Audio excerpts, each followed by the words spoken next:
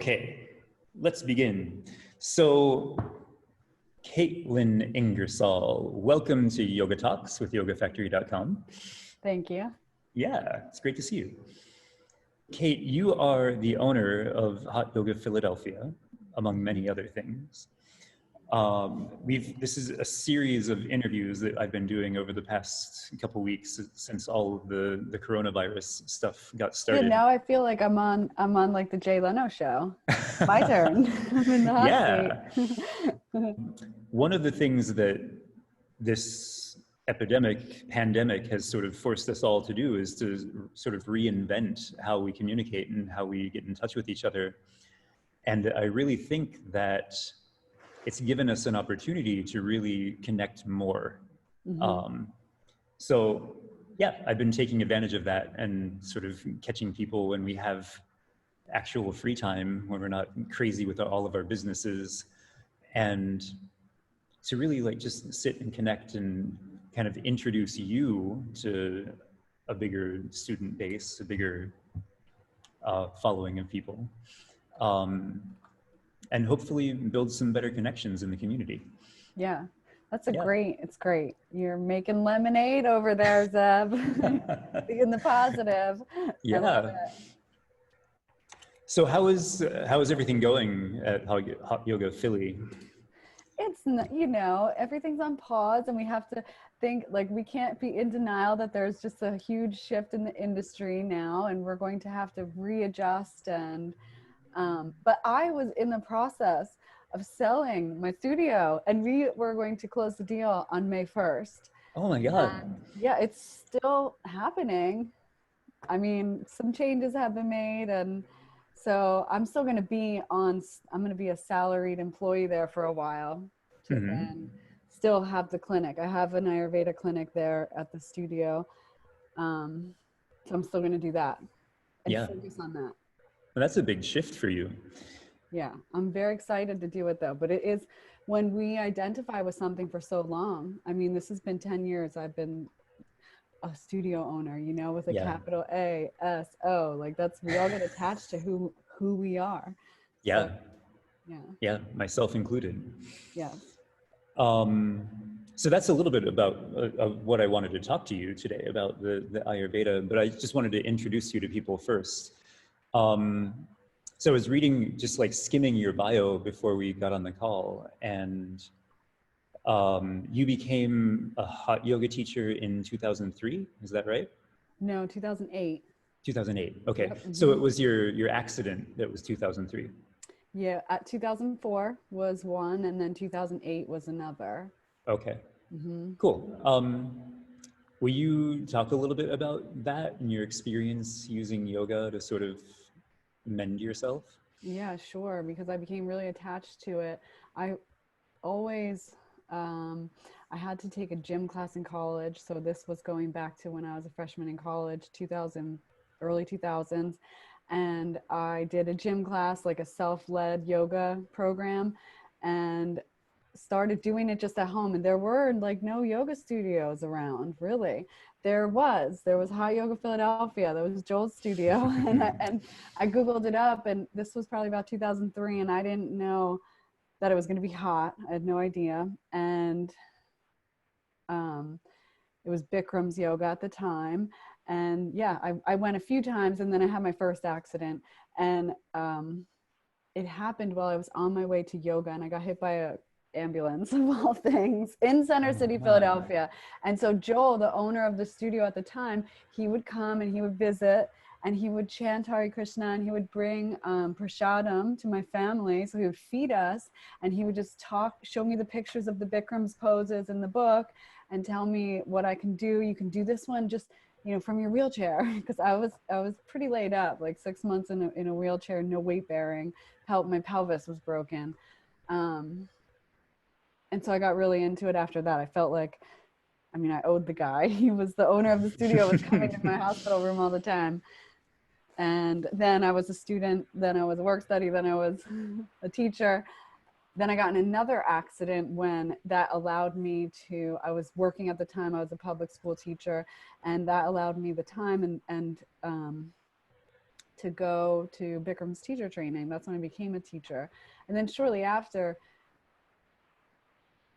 I felt like I wanted, the students come to us, right? They come to us for, they want to know, like, you know, what to eat, or they just want to share their difficulties, that whether it's physical, emotional, and I wanted more tools to be able to adjust to that, to have answers. You know, this is what you do. Oh, you have a stomach ache because it's mostly we're dealing with the physical stuff. Oh, your stomach hurts. Oh, you can't sleep at night. And I wanted one answer, because we also in the yoga world get caught up with the fad diets. Like we've all done the algae drinks and the lemonades and the this and the raw foods and the that, but I wanted a gold standard. I wanted books. I wanted something to refer to. So Joel, the owner of the original owner of the yoga studio that I now own, he said, and he's a very wise man. He's my teacher in many ways. And he said, you got to go to Ayurveda school. It's the next big thing. You got to learn Ayurveda. And that was in about 2010. And he was right. I don't have to wonder anymore. I don't have to guess. I have references. I have teachers. I have books. I have, you know, I don't have to. Yeah, it's been a wonderful tool. Yeah. Awesome. So when did you go to school for that? That was about 2010. I graduated in 2012. I Okay. went to New Mexico. I had already started owning the studio at that time. I was a remote studio owner while I was in Ayurveda. Wow, that's impressive. Yeah. That's something that I would like to aspire to at some point. I don't know why it happened like that. It was pretty crazy. So that was the Ayurvedic Institute in New Mexico, right? Yeah, yeah. Cool. And then since then, you've also become a nurse, if I'm not mistaken. Yeah, so Dr. Ladd, he was my Ayurveda teacher, and that's a very simple name for you guys to take home and look up books, because he has written many, many books. He's made it really simple for us, like an ancient, everything's in Sanskrit, everything's in verses. He made it palatable for Westerners. He put it all in charts and graphs. And he told us, after we did our 2 years of education with him, he said, this is just the beginning. You're in America, you need a license. And if you don't get a license, people are going to think you're a quack. And that's his exact words. He's always used to say that people will call him, that Ayurveda is quackery. And he's also educated in traditional allopathic medicine. You know, worked as a surgeon in a regular medical surgical unit in a hospital. So he's well-rounded, and he encouraged that. He always encouraged that. And I love school, and now I'm in the process of getting my nurse practitioner degree, but I always go back to Ayurveda. Yeah. When I know that that's where the real healing lies. Yeah. So let's dig in. Just to get started, what is Ayurveda? I mean, and that's a big question, I realize. Yeah, but I have an elevator speech. It's an ancient system of medicine. It's arguably older than Chinese medicine, and it's very similar. It's based on the 5 elements. So we have earth. What are they? Earth, water, fire, air, ether. We got 5 of them. And then everybody, everything, every substance, every body, every personality type contains all these 5 elements to some degree or another. And some people have more than others. Some people have more fire. We know those are the angry people. Those are the, the red-faced people and the angry people. I'm not thinking of our president at all, but he'd probably be very pitta, very fiery person. And then we all know the airhead people, too much ether, to the fast talkers, the people who you can never pin down, that always have ideas. So this is just a small example of how these elements manifest in the body. Those are like sort of archetypes. Exactly. Yep. We would say for you, you're naturally like red or blonde? You're like red, right? I'm like a reddish blonde. Yeah. Yeah. So people with red hair generally are pitta, have fire in them. It manifests. It's makes even your hair on the hair on your head orange. And like, let's say oily, soft, shiny skin. That's a pitta quality, like the redness. And then on the conversely, when we think of too much fire, we would think of rash, skin rash, eczema, urticaria, things like that. That's fire. That's a couple ways fire is alive in our bodies. Mm-hmm. So Ayur, in Sanskrit, Ayur is life, if I'm not mistaken, and Veda is like a science or a study. Mm-hmm. So Yeah, the science when you of break life. it down, it's basically the study of the science of life, Yeah. which is a pretty big subject. Yeah. And the one thing that really attracted me to Ayurveda is that the very simple thing, and I just put it on my Instagram. It says, the definition of health according to Ayurveda. This has always stuck with me. I'm going to read it. Are you guys ready? According to Ayurveda, when there is balance and order among the elements in the body, the digestive fire, all the bodily tissues, the excretory function, and whose mind, soul, and senses are full of bliss, is a healthy person. That is the definition of health according to Ayurveda.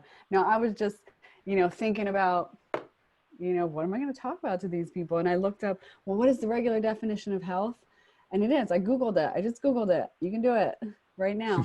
It's the absence of disease.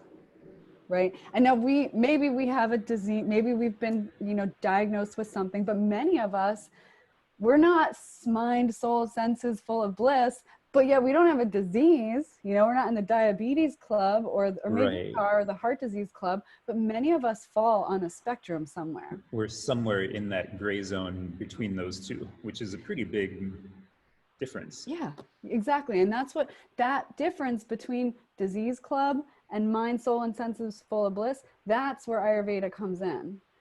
I mean, because I would never tell a diabetic to stop taking insulin or, a heart disease person to stop taking their medications. But there's definitely things we can do to work with your doctor on adjusting that stuff. But there's so many lifestyle things that we can do in between there, in between, you being a healthy person and being diagnosed with some crazy disease. Because there is an in between. And one of the things with coronavirus that I've been hearing so much is like, oh, it's happening to healthy people who's have hyperactive immune responses. Has anybody heard any of this talk? Like, it's happening. I just saw something about that. Yeah. Now that is not a healthy person, because their immune system that's called an immune dysfunction. But yet they don't have this is what I see a lot of in the clinic. I see tons of autoimmune stuff.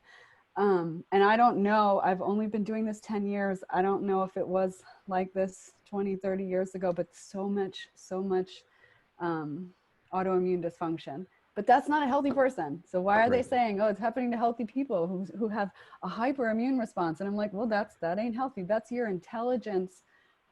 The immune system is our most closest thing to self-realization in a physical sense, because it's our cells, it's your cells saying, this is Zeb and this is not Zeb. I'm going to attack. And then you're attacking Zeb. Zeb is attacking Zeb. That's like malfunctions in the body.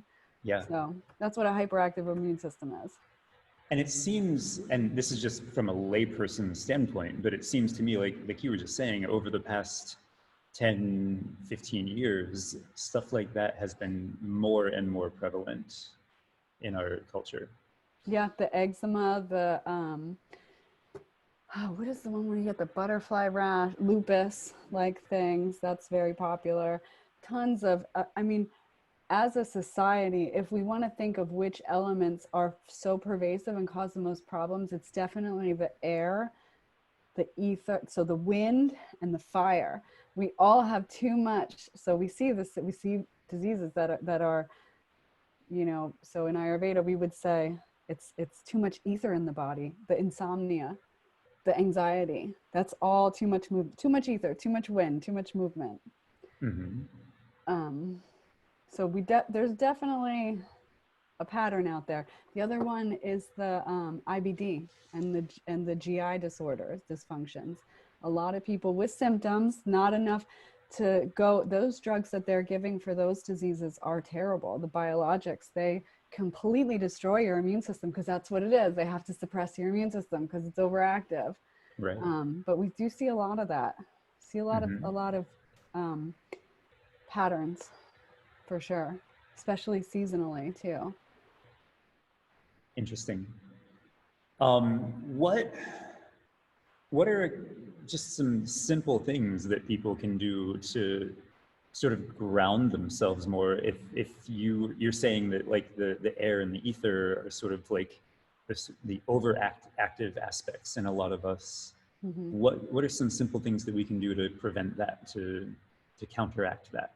Yeah, so I was actually just thinking about how my teacher told us to know. I was talking to a student who's like new and getting into Ayurveda and asking my advice. And Dr. Ladd, my teacher, he always said, just keep it simple. Just know a handful of herbs and a handful of practices, and you can go very far with just a few things. And so I was actually thinking what they are recently.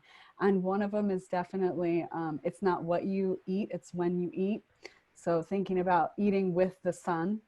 So when the sun is, or thinking of your digestive tract as a fire that we want to tend to. First, we need to build it. We wake up in the morning, we got to get it started. How do you start a fire? You use the little guys, right? Little Kindling. kindlings, Yeah. right? So you put a little bit, you put some, give it some oat and carbohydrates, give it some oatmeal, give it something little. Then lunchtime, the sun is high. The fire should be, getting going. That's when you can eat your big meal. Big meal should be lunchtime. And then dinner time, like sun is going down, the fire in your belly is going down. So don't eat a crazy dinner. And that is one good thing about quarantine, isn't it? Like we have a little more flexibility with our schedule, because the traditional American work schedule forces us to eat a lot at night and Yeah. stay awake late and do most of our eating at that time. But instead, I don't care if you eat. So like I said, it's not what you eat, it's when you eat. To some, don't take this too literally, but I don't care if you're eating cheese curls or ice cream or whatever. Eat it in the middle of the day instead of at nighttime, right? That's the number one way to get toxic sludge, is to go to sleep with a full belly. That's another simple one, is drinking hot water all day. Just sip hot water. Friends don't let friends drink iced beverages. So always thinking of that fire. So you want to keep it. That's something that's very prevalent in Chinese medicine too. And that's in Ayurveda, that's just to stoke that inner fire. Mm-hmm. That's the idea. Exactly. Like increases like. That's another principle that you should write down, remember. So if you're want to build the fire, so you think of the qualities of fire, right? Something light, something hot. This is how we should eat. We should eat things that are light, hot, easy to digest. I have a handful of foods that are like 5 to 10 things that are safe to have every day for all the doshas, the types, the bodily types. Yeah, we should talk about that too. Yeah, the rice, the dal, just simple, easy things. Ghee is another one. Spices, and when I say spices, not like chicken wings and like that kind of spice, but spices like cumin, fennel, coriander, to kindle that fire, because that will all increase the fire. Mm-hmm. Ghee is refined butter. Yeah. For somebody that's a vegan, what would you suggest as a replacement for that? Yeah, you can do coconut oil for sure. Mm-hmm. There is no substitute for ghee and milk. They have prabhavs. They have like special effects, and we Yeah. should want to take them all every day. But I know, because we can't get ethical milk products. Some It's people hard to find. Yeah. There's a place in central Pennsylvania that I need to check out that actually is a ahimsa dairy.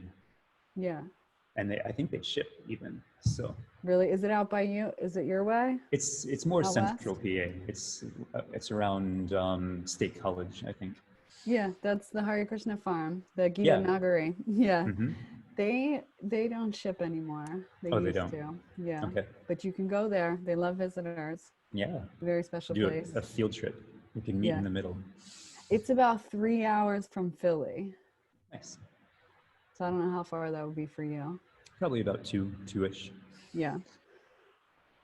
Yeah. So But for yeah, you you guys can, that are listening and aren't familiar with all this stuff, in India, they they are very, very mindful about their dairy cows and just cows in general. They consider them sacred animals. And, you know, with Western influence, you know, more and more is changing, but traditionally they take very, very good care of their cattle. Um, they don't slaughter them, they don't eat them. And when they're milking them, when they're using them as dairy cows, it's also, you know, it's very mindful. They don't breed them just so they can have milk. It's all sort of a natural process. And the cows that they have there are actually specially bred.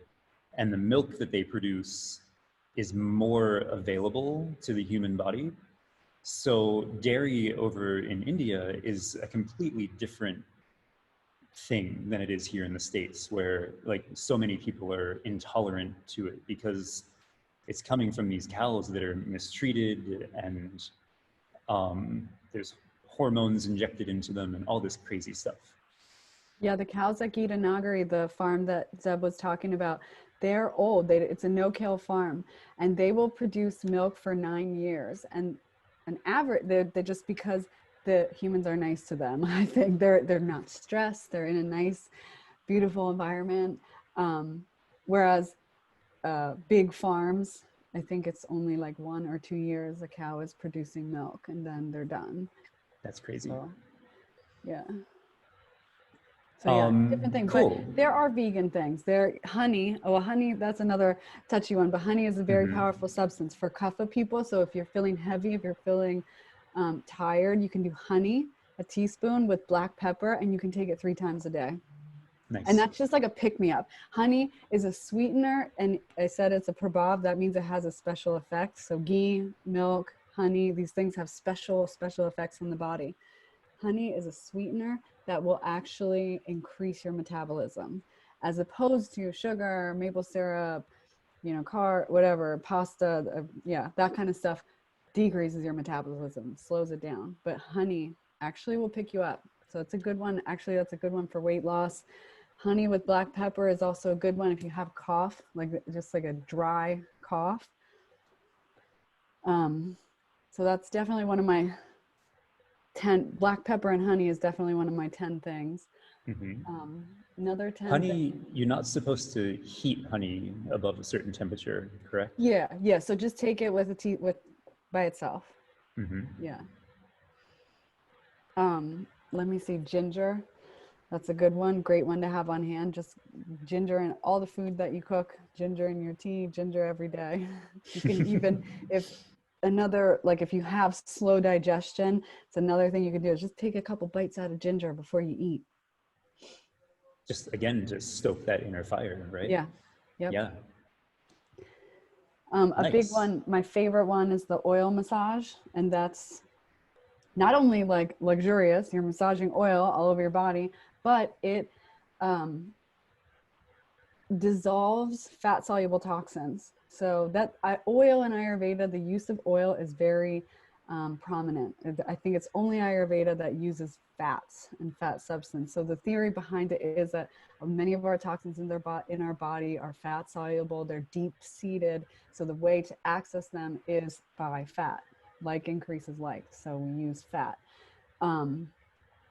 Massaging the body with oil, taking a hot shower. This is known in Ayurveda as Dipana Pachana. It cooks and it burns. And so we have a fire. We have a fire in our gut, but we have a fire in our bones. We have a fire in our brain. We have a fire in our thyroid. We have a fire in our liver. So there's fires everywhere. There's 41 different types of fires in the body. So nice. The oil accesses the deeper ones, like the nervous system and the bones. So that's where the self-oil massage comes in. Great for yogis, great for arthritis.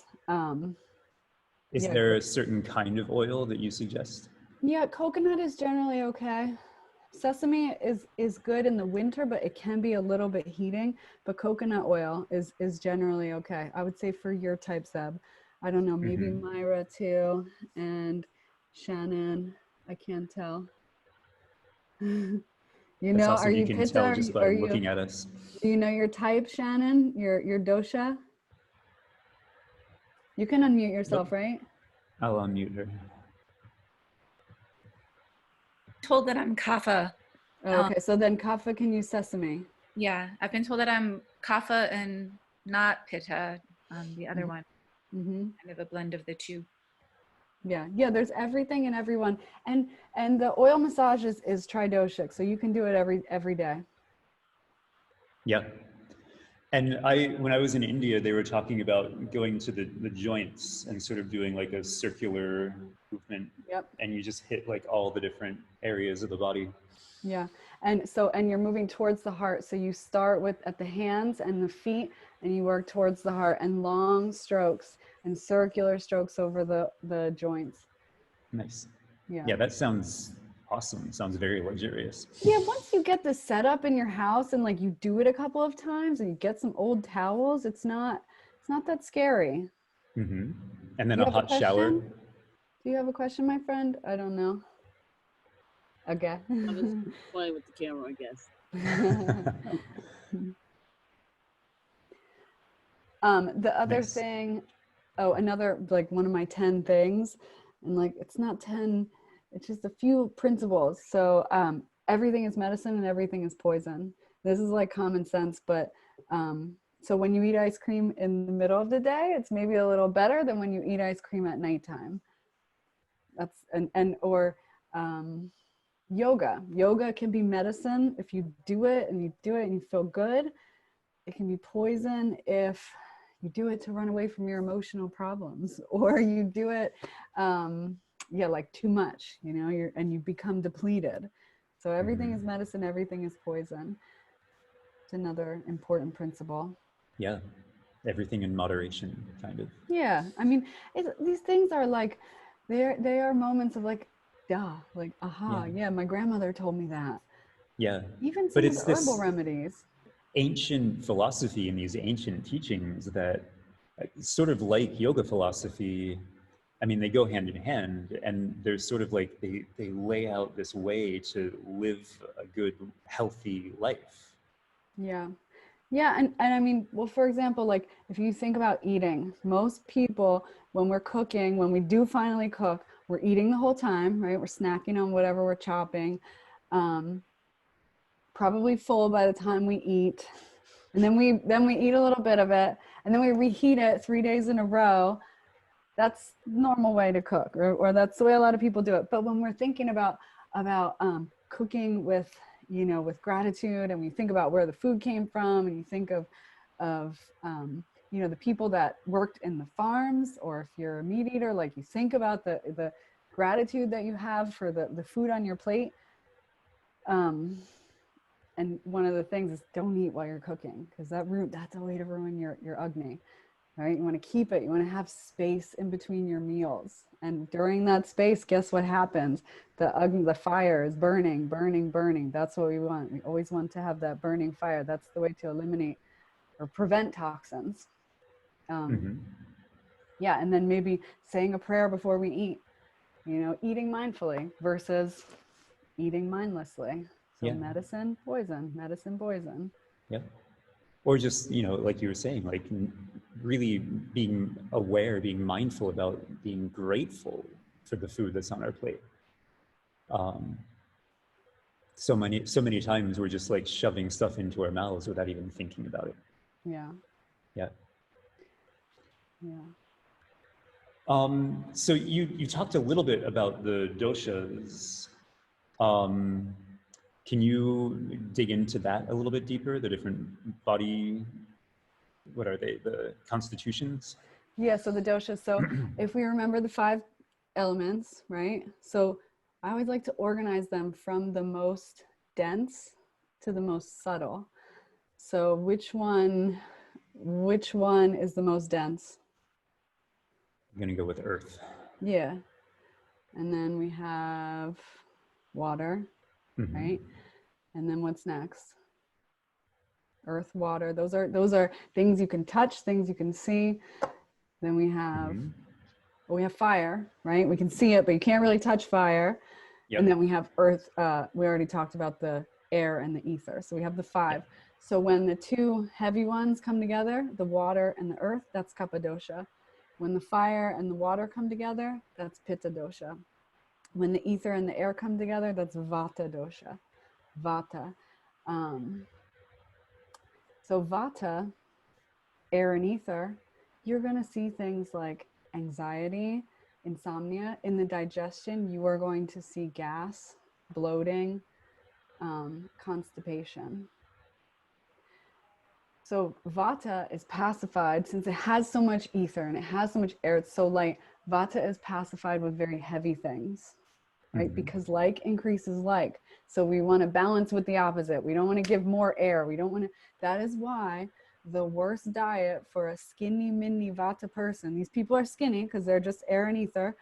The worst diet for them is the raw food diet, because that's not enough. You need cooked food with oil and heaviness, and you don't get that from a raw food diet. And that can kind of increase all those things I said, that spaciness. And we all can picture in our mind the stereotypical spacey yoga chick, right? Like you need to eat it. You need to go home and eat a steak and potatoes, right? that will bring balance to all that spaciness. Now, a fiery person is going to, their key emotion is anger.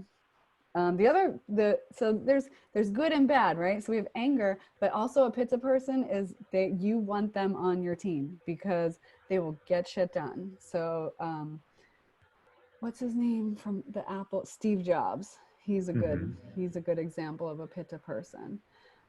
Very fiery individuals. Maybe Myra, are you a pitta person? So pitta, the other thing about the doshas is they also congregate in different places in the body. So for example, pitta, it's definitely in the stomach, it's in that fire, but it's also in the organs of perception, right? So these people often wear glasses. That's why I asked if Maya is, because they have so much fire and they want to know, their senses are like always on high, that they have to have glasses. They burn their eyes and they burn the hair off of their head. So a lot of them lose their hair, the men. Interesting. So to balance a pitta fiery person, you know what you need to do? Or you know what you need to find? You need to find a person who will say, yes, dear, anything you want, dear, and who will agree with you and who will do nice things for you. Would you like a foot massage, darling? Those are the people to keep you cool, Now, for a kapha person, these are heavier individuals because they are made up of the earth and the water. But on the flip side, these are the people that are often most beautiful. And you can't really, well, unless you know Ayurveda, you can't really put your finger on it. But when you see a beautiful kapha person, they have glowing white skin, a lot of hair, right? Beautiful flowing hair, long eyelashes. You know these people, right? You can think of a beautiful kapha person, maybe a little extra, they're not the skinny mini people, they're well built. A well balanced kapha person is strong like a bull and they will go. The other interesting thing about kapha is even though when they're out of balance, they want to eat. They want to, because they are made of the gross element, the earth, they want to accumulate, they hold on to things. So we're talking about greed, attachment, and then they will emotionally eat. But if they're imbalanced, N as in Nancy, balanced, they don't really need to eat a lot, just 2 times a day. But yet they're big people. It's hard for, the weight doesn't fall off of them. But now a pitta, fiery person, they work out for 3 days and then they got 6-pack popping out, right? So this is the difference between kapha can work out like that and you won't see a 6-pack. You won't see it. You will see strong, smooth skin, strong. These people, when you can think about how they look in yoga class when we're teaching, like those kapha people, that they don't look like they have bones in their body, like super strong, very flexible, because they just have a lot of softness in their body. God spent extra time on kapha people. I'm trying to think of a classic, like a famous kapha person right now. Wasn't Audrey Hepburn kapha? Was she? I don't know her size. Like her face and her features seem that way. She was I had little, heard that right? once. Yeah, she was. So we got to think of like somebody who's more voluptuous. Who is it, Shannon? I'm gonna unmute Shannon. Marilyn Monroe. Yes, good one. Because I think she dyed her hair. Kapha people usually have black hair. Yep. But there's all of these yoga pictures of her out there where she's in headstands and she's in dancers. Like very flexible body. Yeah. Yeah, and they can go forever. You want them on your team if they're in balance, right? If they're not going to sleep all day, because that's what an imbalanced kapha person will do, because they have a lot of stamina. They will go.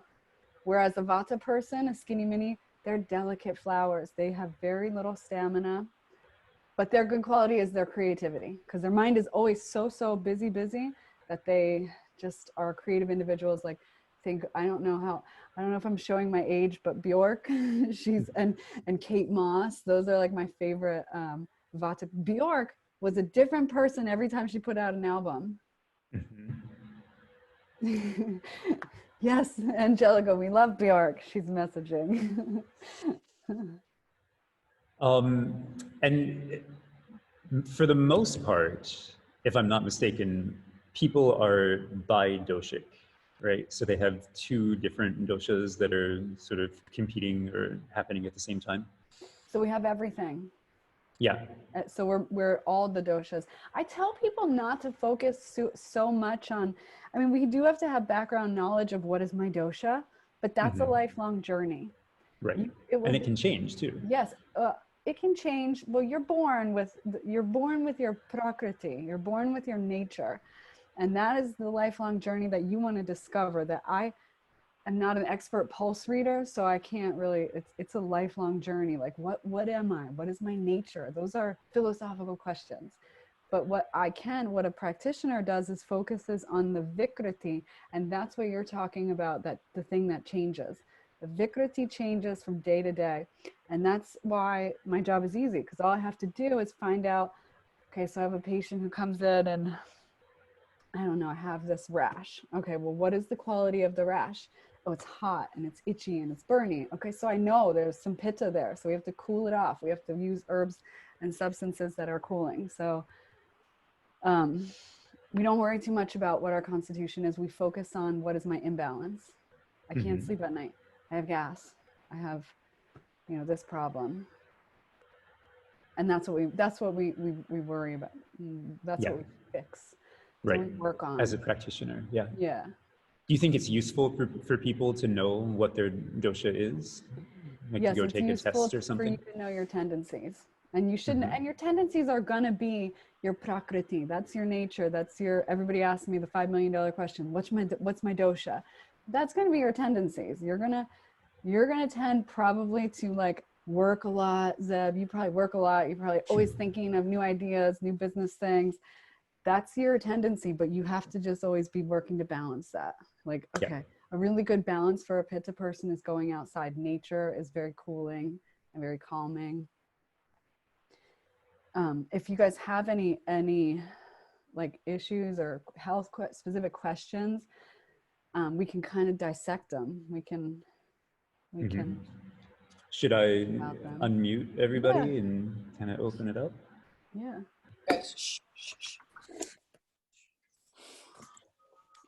Usually people are dying to share. They're like, they want to tell their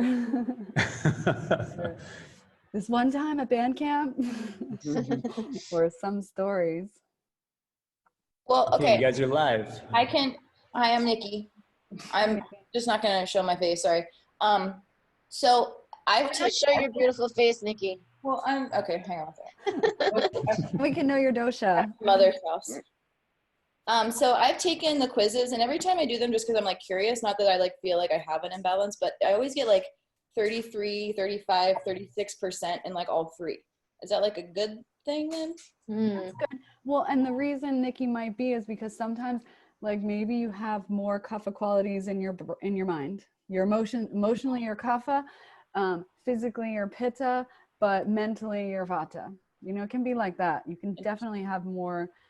That's why we just focus on the things that you want to bring balance to.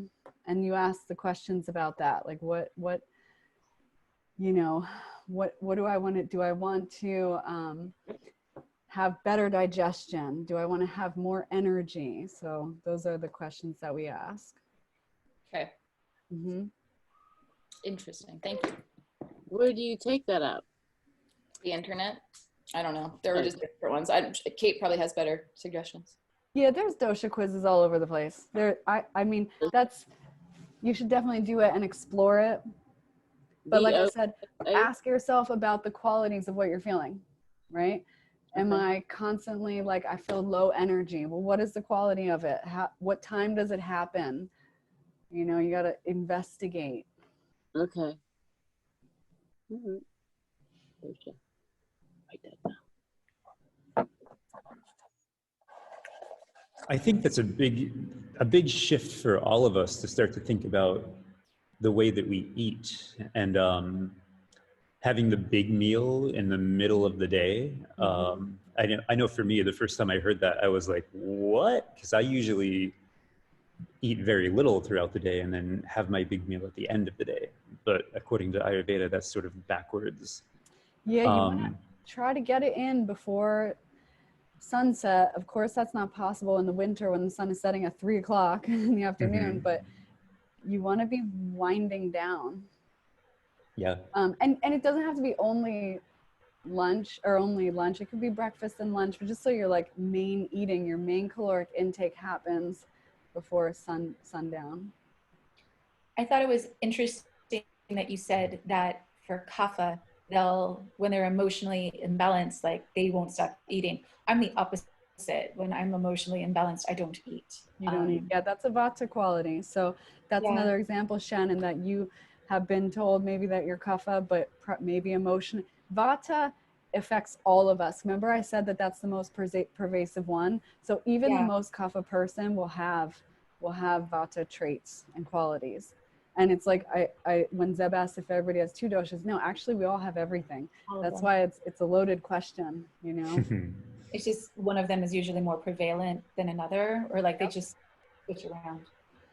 Yep, or it varies day to day and season to season and even hour to hour. Okay. Which is why some of us, you know, deal with anxiety at nighttime when we're trying to go to sleep. During the day, I'm fine. I don't get it. I lay down and my mind just races. Yeah. We change, constantly changing. Any other questions, crew? Kate, what can we do? Like, do you have any tips or ideas that come from Ayurveda? I know like there's so much use of oils and so much use of herbs and spices. Is there anything that we can do right now during this crazy pandemic that can help us sort of like keep our immune system high, keep away, you know, the germs and the viruses and everything? Yeah, so that's a great question. Definitely routine is going to be very important, and getting enough sleep and enough nutrition, and you know, keeping a balance of nutrition, sleep, exercise. That's all, you know, no-brainer stuff that maybe it's very hard to do, but we all know. And you know, keeping in mind that we all have this inner wisdom, but we love to commit. There's a term in Ayurveda, a pragya-parad. It's a crime against our own wisdom. So going with that innately, like we know that we should get out of bed before 7 o'clock, 8 o'clock. Well, if that's to happen, guess what? We got to go to bed by 9 or 10, or be working towards bed at 9 and turning off the screens. So I think routine is absolutely important. That big meal in the middle of the day, making sure you like have a healthy bowel movement every day. But specifically, like I recently gave a little workshop about protecting the entryways. so where there's mucous membranes, and an entryway, there's 10 of them in Ayurveda, but specifically we're going to think about the mouth, the ears, and the nose. And we can do, I'm sure everybody has heard about oil pulling, right? This is like kind of, yeah. It's so it not only is good for dental health, but it's also, there's whole chapters in the Charaka Samhita about, there's a whole volume about Gandushan. That's what it's called. And it's healing anything above the neck. So any TMJ, migraines, of course, any dental problems, good for mental, emotional health. And it also creates a little bit of a coating on the mucous membranes inside the throat. So the bronchial mucous membranes. So that's one, taking care of our mouth, taking care of our ears. So very simple, just a little bit of oil. You can, there's many ways you can put oil in your ears. You can soak a cotton ball in warm oil. And it can be, you can use olive oil. Olive oil is okay.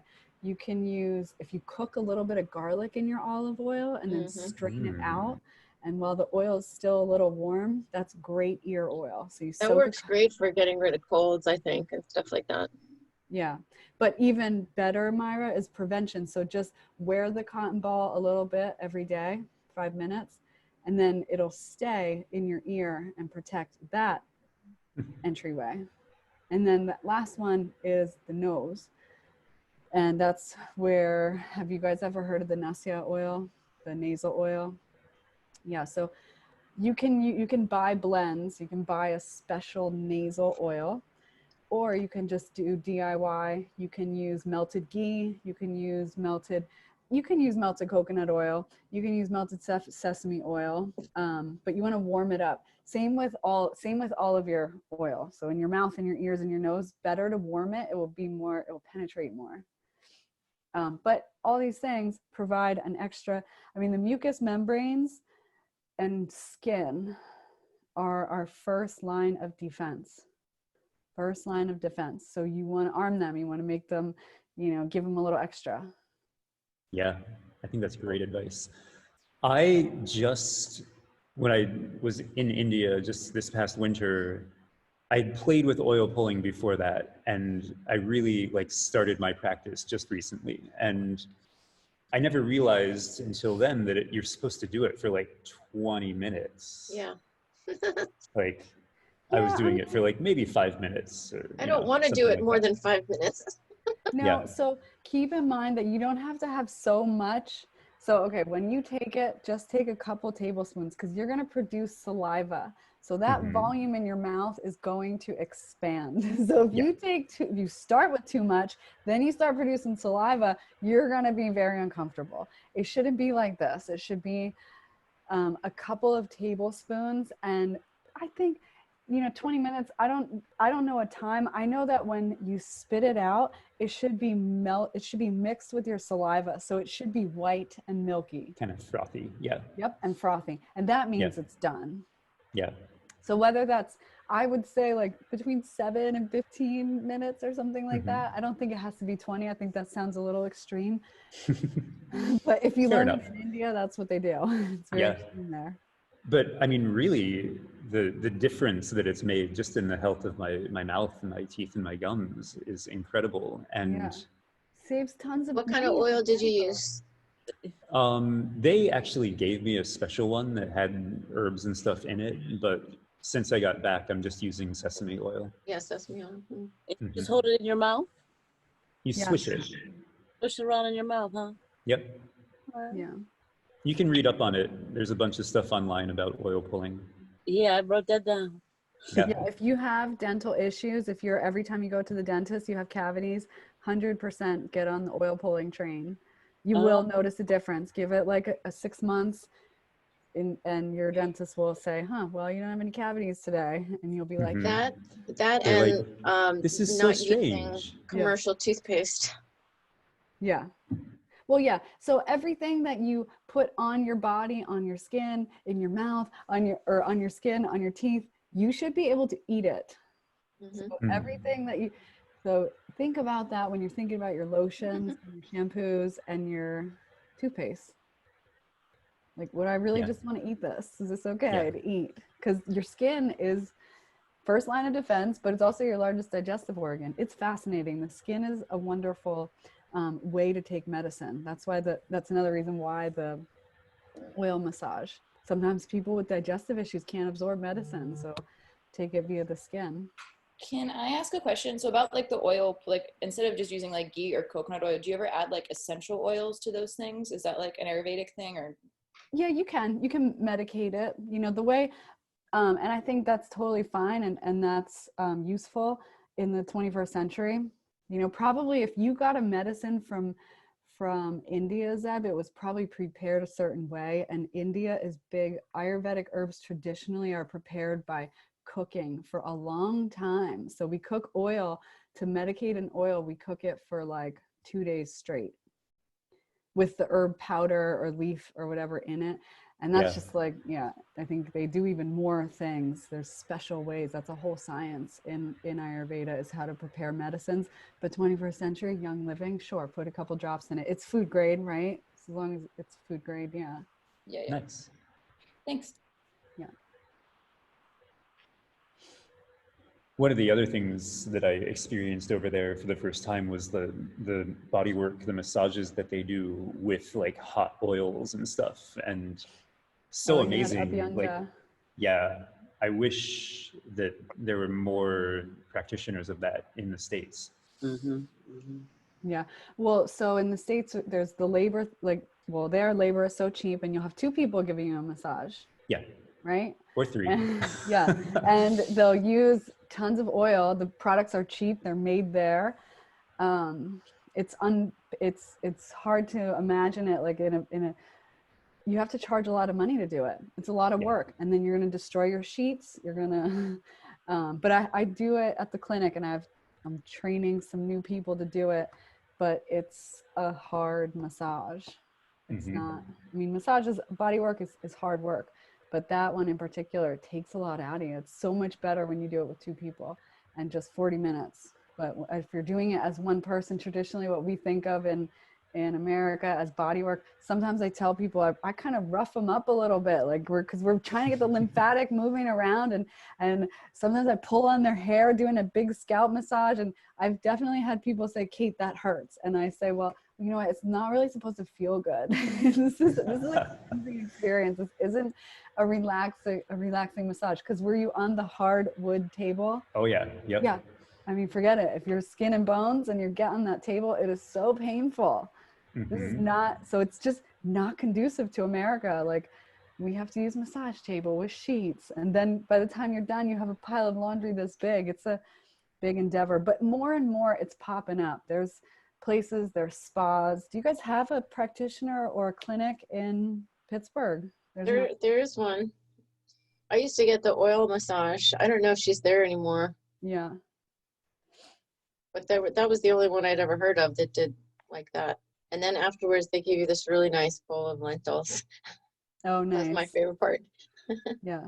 Yeah. I mean, do yourselves a favor while you're here. You know, if you have any extra time and you're feeling anxious, oil massage is like nature's Prozac. So, you know, this is a time of high anxiety. You can go on halfmoonayurveda.com/self-oil massage. That's my blog. My blog is Half Moon Ayurveda, and you can look for oil massage, but you can, and I have instructions there and what oils to use, but you can, there's definitely lots of demos and information out there, but do yourselves a favor and try that while you're at home, while you have the time, and then take a hot shower. And that process of the oil and then the steam, stay in the shower for a while, let it get nice and steamy. I even put the shower on while I'm oiling up. And so that whole time I'm just steaming. And that's that deep in apachana, that burning and that cooking that we want to do daily. It's cooking and it's cleansing, but it's in a nourishing way, which we need. We need nourishment. Right about. Too much cleansing a lot of the times and not enough nourishing. Like doing too much yoga is very cleansing. Oh, Okay. I thought we were being Zoom bombed. I'm not sure if I've thought this through well enough to really even ask it, but something like, does the earth have a dosha?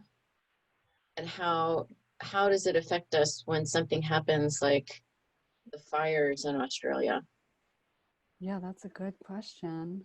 Let's think about it. So the earth, I mean, we know that the earth, can think of the same qualities about kapha dosha, right? It's very cooling, very nourishing, very stabilizing. It holds us up, right? So what else does the earth do? It provides, it's nourishing. Did I already say that one? Mm. And then when there's injury to it, those things are compromised. So on an energetic level, sure, absolutely.